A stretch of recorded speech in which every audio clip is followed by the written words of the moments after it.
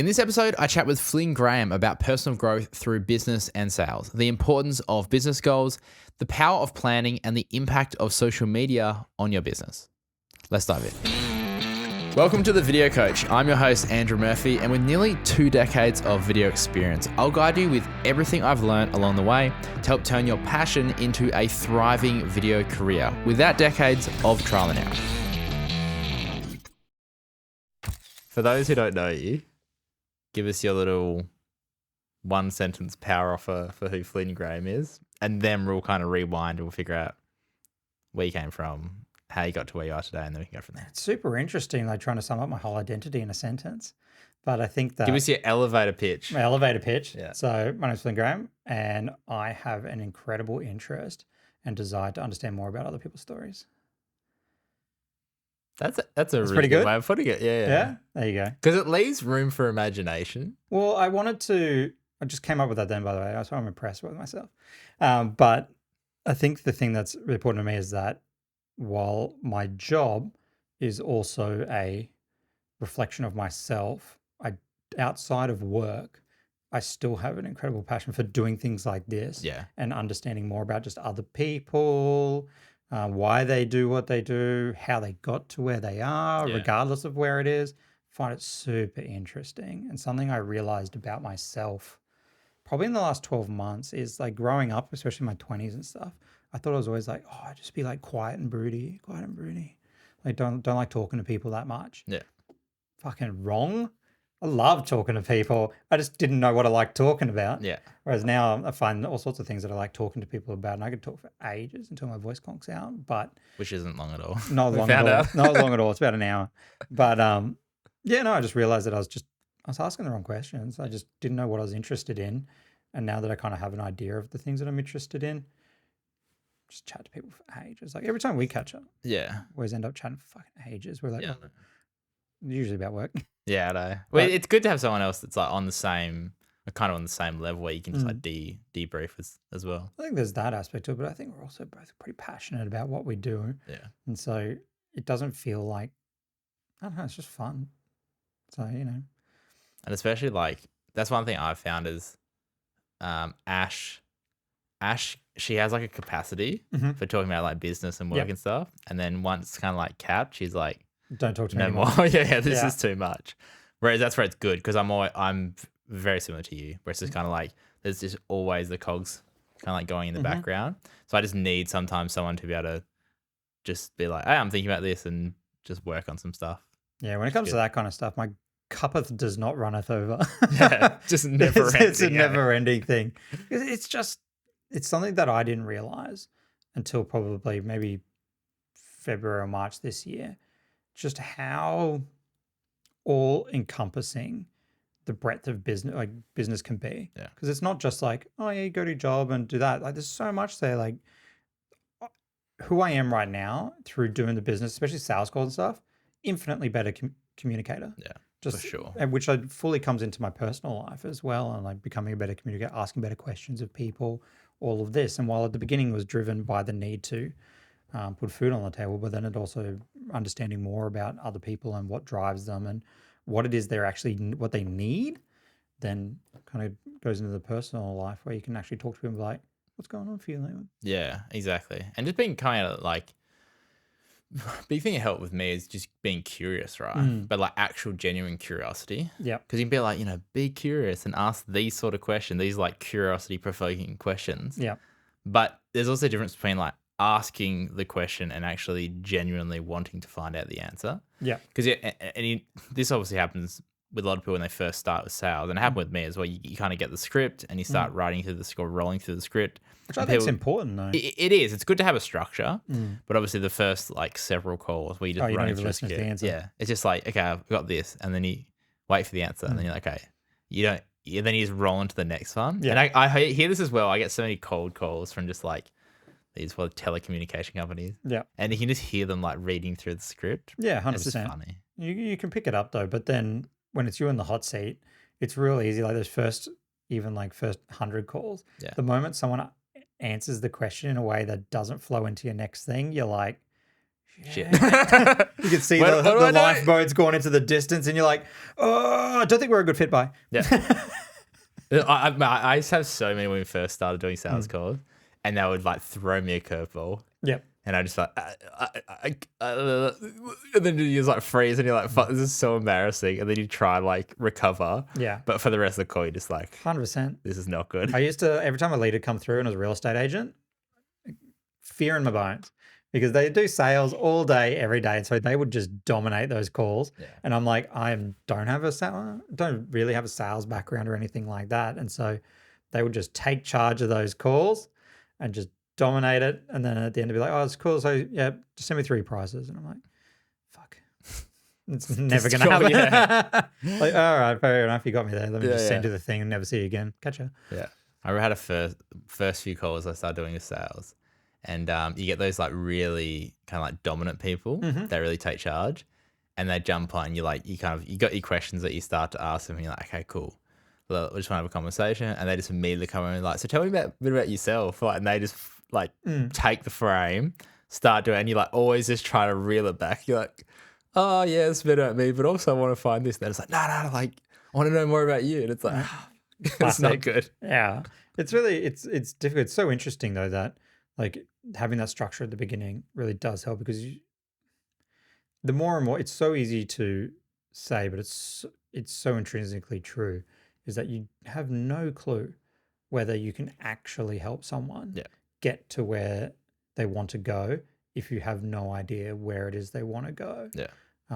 And like as you get on more calls and things like that, you get a better idea of like understanding whether your product or the services that you offer are even remotely going to help them. Like there's so many people that we've had come on. I actually kind of find it enjoying. Like I won't cut the call short or anything, but get people through where, like, say for example with us, a lot of the things that we do is helping people like get more new leads, get in front of new audiences for their business. And they'll come on and I'll just ask them what they're currently doing, like what's driving them to want to go down that route. And they'll be like, oh, we're kind of doing like Google ads and stuff like that at the moment. I'm like, oh, cool. How's that going? And they're like, oh, it's going really good. And like, oh, cool. What's your conversion rate at the moment? Like go through your website. They're like, oh, 100%. And I'm like, stop this call immediately. Go into Google and double your ad spend, triple your ad spend until it's no longer 100%. Yeah. Then maybe go look at another channel. Like, I don't know. I guess as business owners, we always want to fiddle with stuff. We always want to fiddle. And so it's like, if it's working, just make it work more. I love when you jump on a call with someone and you're like, where do you want to go? And they're like, I want to double the business, right? Mm-hmm. You're like, okay, cool. So where are you now? You kind of like bridge the gap. And then you're like, so what's stopping you from getting from where you are now to where you want to go? And they're like, oh, I think I could just do it. And you're just like, so why are you on this call? Yeah, like, what do are you you need us for? And they're like, I don't know. And it's like, okay, cool. Like, see ya. Like we just found the solution, right? Yeah. Because a lot of people, it's like I feel like a lot of businesses don't actually think about that stuff. No. They're just kind of like, they're so busy doing everything. They're like, they have the big goals, but don't think about how they're actually going to get there. Yeah. And they hear someone that's like, you need to do social. Like, why? Your socials are so bad. So then they jump on a call and they don't actually know why they want it, what they want or anything. Yeah. Sometimes it does feel like after the 30, 45 minutes, that's like, I feel like I just had a coaching call. Which is cool though. Like I like it because it gets you, one for me, like it gets to reiterate some of the stuff that I've just learned, which also keeps it fresh in my brain. But then also you can tell that a lot of people are genuinely appreciative of your time, even if it's just the opportunity that it's almost like a therapy session where they've had an opportunity to sit down. Someone's going to ask them some leading questions and or even some open questions. And then they just get an opportunity to actually stop and think about this stuff. And they're like, oh yeah. Like I had people come on there where they're like, oh, I want to get, say for a tradie, they're like, oh, I want to get off the tools. I'm like, awesome, man. They're like, yeah, I'm not really sure like how to get there or what to do, but I know I want to be off the tools. I'm getting too old for this, like, all that kind of stuff. And you're like, oh, let's break it down. Like, what does it actually mean? And you go, what do you need for you to get off the tools? They're like, oh, I need 2 more tradies to come in. Like, okay, well, what are they worth to you? Okay, so you know that you need to make this amount of sales. What's your average sale? This. And you go, cool, man, you just need to get this many more jobs in a year and you're off the tools. He's like, oh, wow, that's actually super achievable. And you're like, yeah. Rather than just like, oh, maybe it might get to the point where my revenue's high enough. Yeah. You're like, it's never going to. Yeah. You need to plan for it. Yeah, exactly. Especially they just have no idea how to actually get there. Or they don't even know what like the steps are to actually get to where they want to go. Yeah. Yeah. For sure. Yeah, I find it super powerful when you actually chat to, because I find it, like I said before, kind of like feels like a coaching session. I really find the calls that I enjoy the most is when I can actually see problems that like so unrelated to what we actually help our clients with. Yeah. But I can just see things, and it's just like maybe like their conversion rate's bad or something, and Mm-hmm. it's just like, okay, well, what's the problem here? It's like, okay, maybe their sales team isn't great or something, but you can just help them identify and go, okay, maybe this is something you need to look at before you invest in this. Because Yeah. again, if you're just pulling your attention away, not fixing the problem, if we add more flow in the front end, it's just going to bottle Yeah, up like even what's the more. point? Like what's the point? Yeah. And I find it, like you're saying, a lot of people appreciate it a lot Yeah, because it's 100%. like instead of just going, hey, cool, let's ignore all the other problems in your Yeah, business. let me just flog my product to you. Yeah. Yeah. And I find as well when you're very open about that conversation and you kind of go, this is something you need, but also this is some stuff you should work on as well.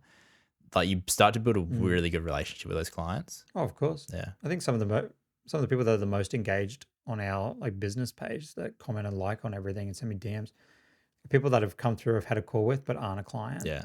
But they just appreciate the effort, or they'll ask for information on how to more quicker create social media content or whatever. And you're like, yeah, just do this, do that. And then they're super happy with that. And it's so funny as well because this is what I've always kind of like struggled to understand. I understand a bit more now, but like because what you do every day is just so easy because you do it every day, right? Yeah.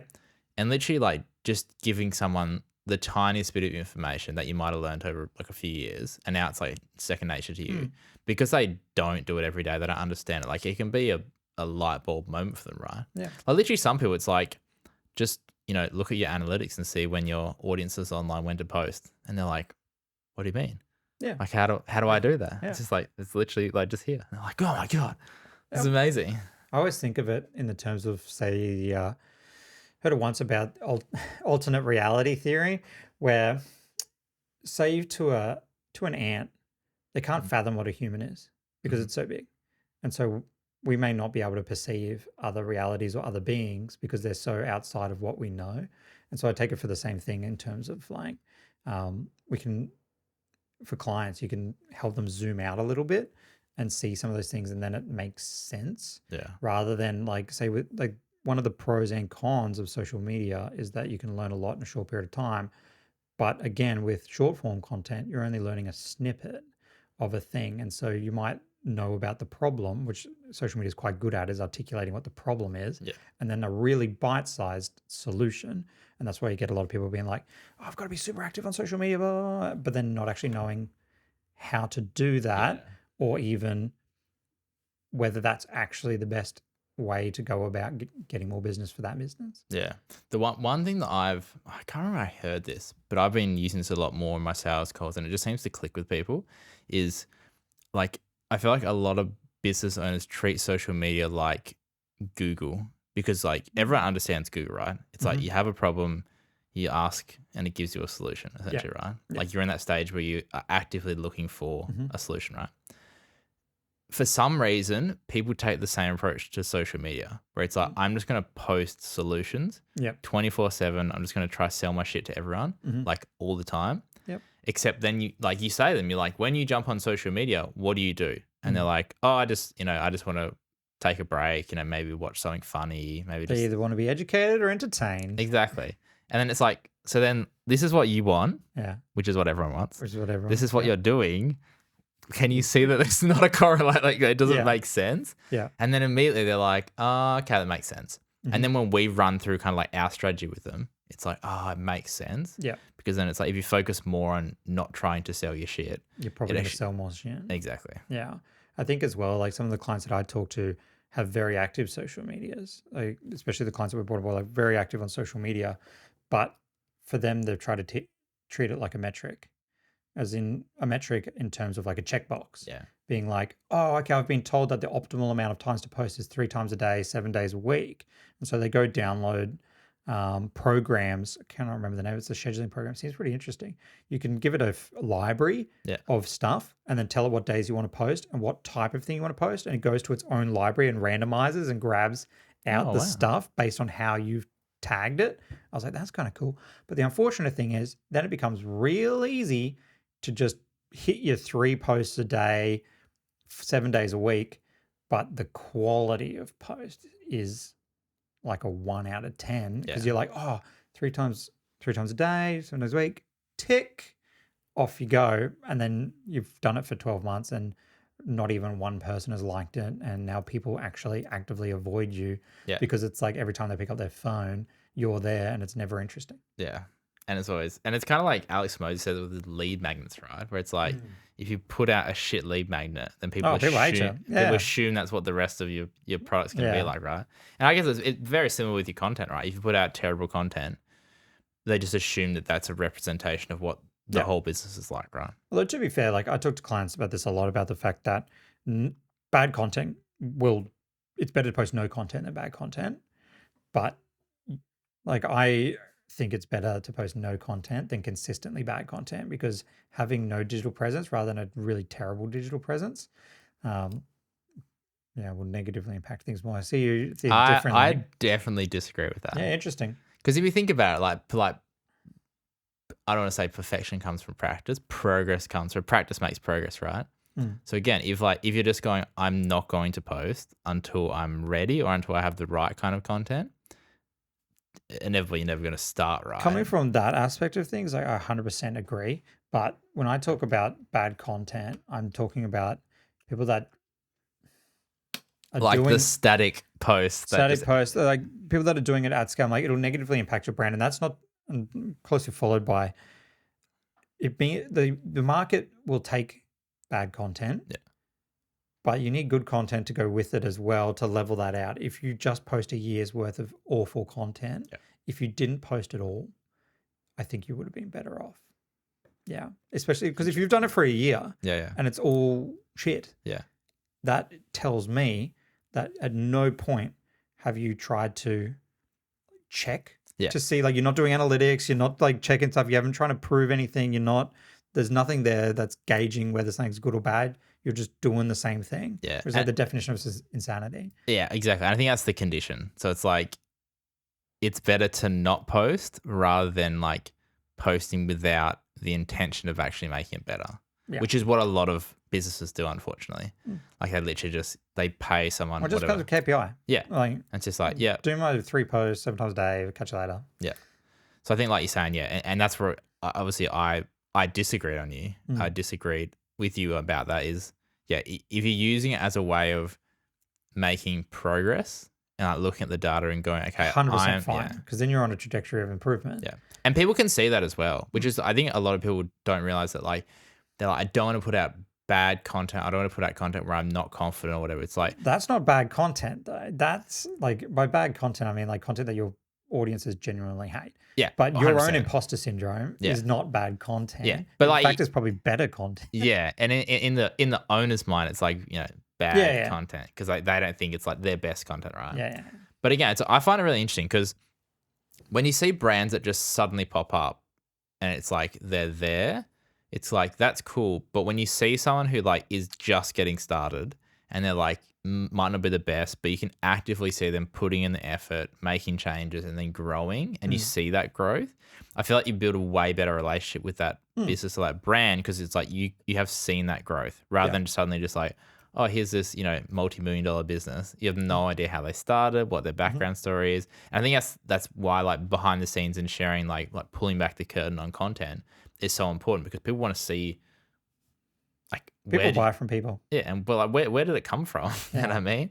Like there's just this story. Yeah, exactly right. Yeah. Well, then that's also why people employ people like us, because they want to go on that journey, but maybe skip some of that beginning part of figuring it out, making sure that they look right, sound right, they can leverage our learnings, speed up the process. But then it is still always a learning process. Every person's customers and everyone's industry is slightly different. Yeah. You've got to figure out what people like. But I'm always just like to people, that little slip up you did and that humanizes you. It is probably going to perform better. Let it in. Like people want to relate to people. And it's so interesting as well because I don't know what it is. Like people just, like a lot of our clients, like they'll go through the first, so like we do a 90-day content package, right? They'll do the first filming for the first 90 days and they'll look at it and they're like, oh, I didn't really like that. That one was really good. And then it's like, should we post this? And it's like, yes, because this is the first step on the ladder, right? Yeah. And then it's like, I guarantee the next time we do this, because you've done so much, you will then go, this stuff I didn't like, this stuff I did like, and you start to like kind of like self-analyze and figure out what you want to do. And one of our longest standing clients, who's our accountant actually, so we do monthly content with him now. And if I showed you like the first bit of content to the content now, I said to him that day, I was like, I actually don't recognize it in your content because it's so different. And because he's getting such a faster feedback loop of like, monthly content, it's like he can make changes really, really quickly. And I think that's, again, going back to that, progress with content is even if you think the content you're putting out is bad, if there's improvement happening, if it's you're like going to the gym. You can't 100%. notice it in the moment. Yeah. But I tell my clients to jump on our Instagram and scroll down. And they can see where I started doing spoken to camera content about stuff. Yep. If go watch that and then go watch the latest stuff. And it's like, it's just practice. Yeah. Like not only has the actual market changed, like what people on social media are looking for has changed, but then also my performance has changed. I got more confident in front of camera. I can now express with my hands, like, all this kind of stuff that at the beginning is real like, do you want content? Yeah. I had no idea how to. Yeah. And it's like, I've been trying to figure out like how to overcome that like awkwardness because I don't understand what is about a camera. I mean, well, I do because it's like you're literally talking to a black lens. Like there's just nothing to talk to. When people jump on FaceTime, super normal because you're talking to a person.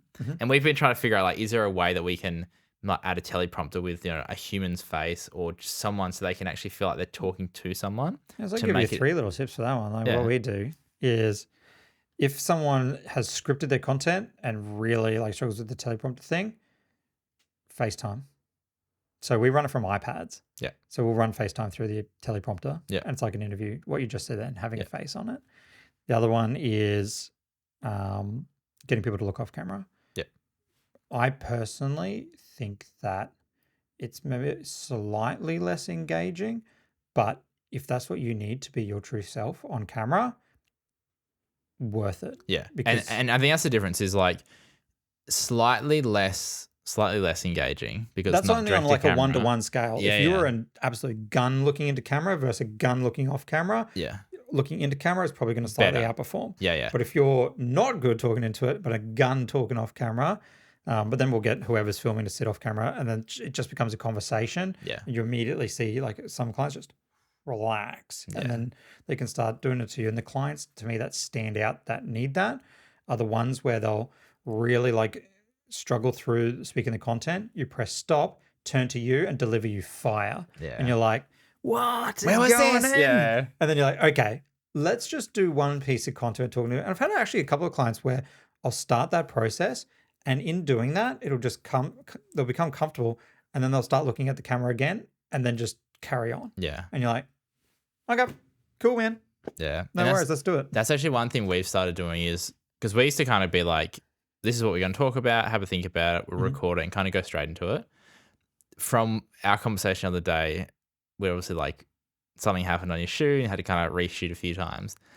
The more like the first time you shoot is always the longest. The second time, obviously, like it gets a little bit better. And the more you shoot the same sort of thing, the easier it gets and the more confident you become. Yeah. So now what we've started doing is basically like have that conversation with the client, get them to say it, and then be like, okay, now we're going to actually do it a second time. And that second time's always slightly better. Maybe we do like a third take or something.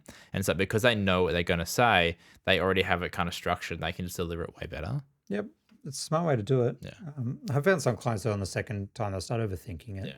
Yeah. And so, but again, like everything with all of this, it's really like, this is why looping right back to what we talked about being present in conversations.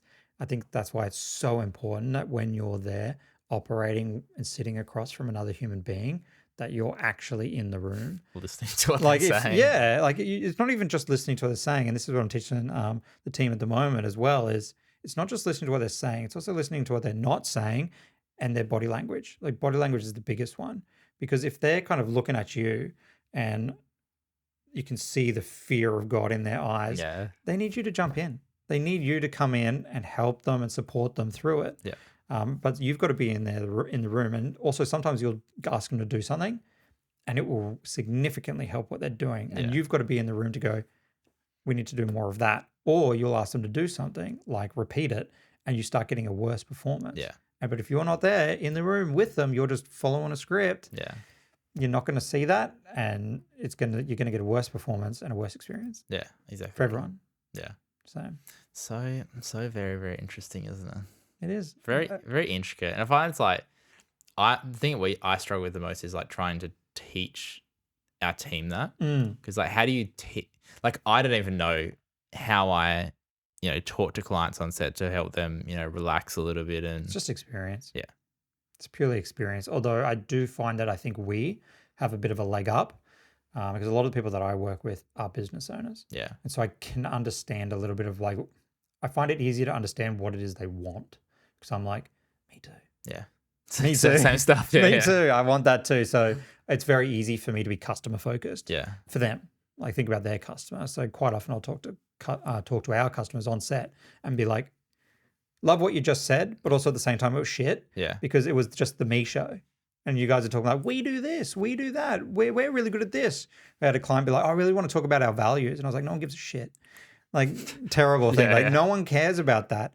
Your values and all of that come through the way you speak and act. Yeah. They should anyway. If you're just there telling people what your values are, then you're probably not living them. Yeah. You need to like just live it and people will pick up your values based on what you talk about, what you don't talk about, how you talk about it. Yeah. So take it away from the we show and start being like, what does my customer actually want to know? Talk about that. And again, coming back to like why people actually go on social media. Yeah, 100%. To learn stuff or be entertained. Yeah, exactly. So that's exactly what we want to be putting out to the audience as well. 100%. Cool. But yeah. Good shit. Okay, let's wrap this up. Where can people find you if they want to find out more information? In terms of my business? Yeah. Yeah, so my business is Wildkind Studio. So they can jump on Instagram and follow us there. And there's a lot of my face. And personal brand, if you want to chat to you personally. Yeah, I think it's Flynn Graham _ There's a Flynn Graham. Don't get me started. There's a 15-year-old kid over in California called Flynn Graham who has the actual name. I asked him for it about 5 years ago. And he's like, I'll sell it to you for $5,000. I was like, no. And then he messaged me like out of the blue, like 2 years later. He's like, what's going on, man? I'm like, fuck off. I don't like you, Flynn Graham. I don't like you, other Flynn Graham. Yeah, exactly. But no. Classic. That's where they can find me. Cool. All right. Thanks for your time, man. Thank you.